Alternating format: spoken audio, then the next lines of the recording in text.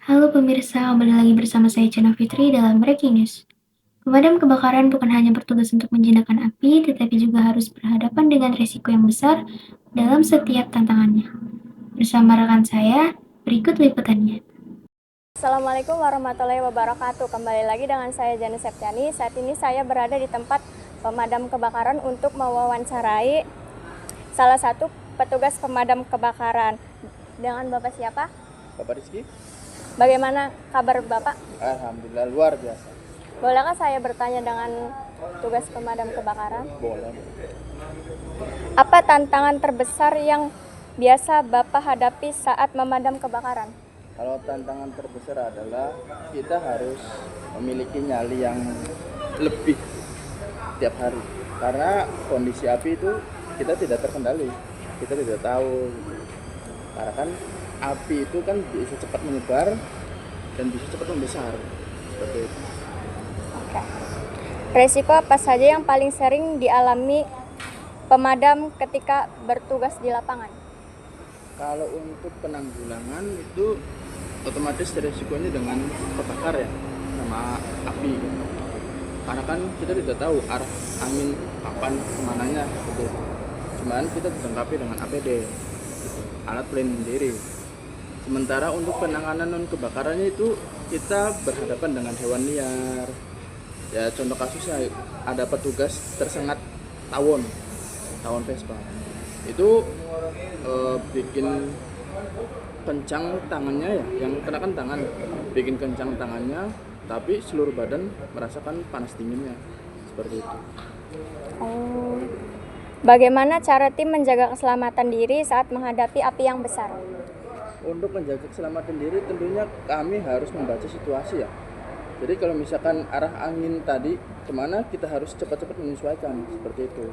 Karena kalau misalkan kebakaran dengan arah angin yang tidak tentu, kita tidak sigap gitu, untuk kita akan kesembur api, seperti itu.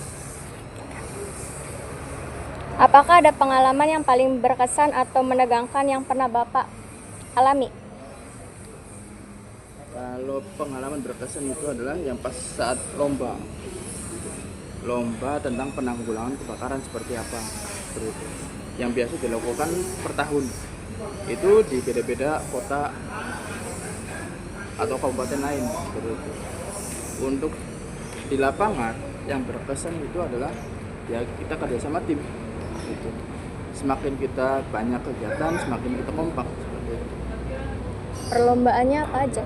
Kalau lomba itu sementara waktu tahun ini itu ada penanggulangan kebakaran, terus evakuasi penyelamatan gitu.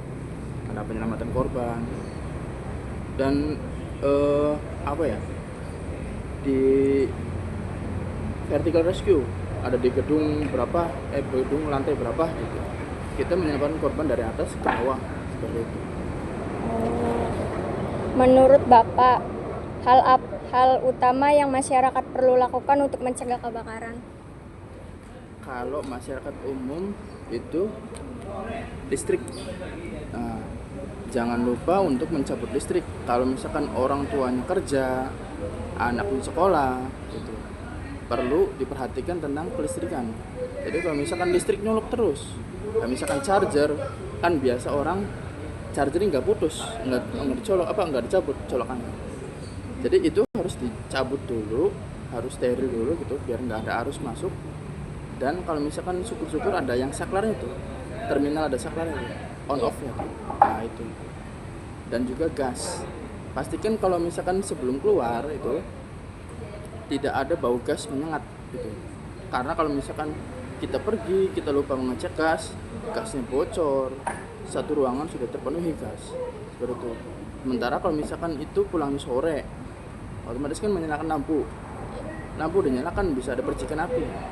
Nah itu yang bikin kebakaran. Berarti harus hati-hati ya? Harus hati-hati. Bagaimana peran kerjasama tim dalam keberhasilan memadam kebakaran? Peran kerjasama tim. Ya. Untuk peran kerjasama tim adalah satu komando. Nah tim itu dikomandoi satu danro komandan, namanya komandan regu atau danro. beliau yang mengatur area semuanya gitu, termasuk tim gitu. Jadi kalau misalkan ada api di sebelah mana, itu komando dari komandan gitu. Maka kita harus segera memadamkan api tersebut gitu. Yang penting satu komando. Oke. Apa pesan Bapak untuk masyarakat agar lebih menghargai dan mendukung tugas pemadam kebakaran?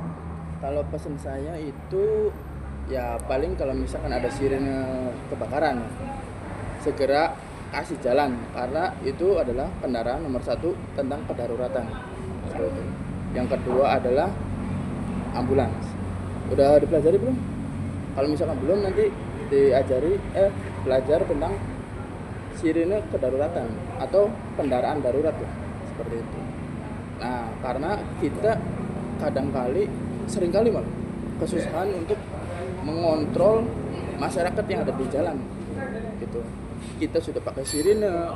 Kalau misalkan kita pakai sirine, itu adalah arti kedaruratan. Kita sedang ingin menangani sebuah kedaruratan gitu. Seperti itu. Oke, cukup sampai sini aja pertanyaannya. Terima kasih Bapak. Siap. Kobaran api mungkin bisa dipadamkan, namun resiko yang dihadapi oleh pemadam kebakaran tidak akan pernah padam. Sekian berita hari ini, saya Isyana Fitri beserta tim, pamit undur diri. Terima kasih. Wassalamualaikum warahmatullahi wabarakatuh.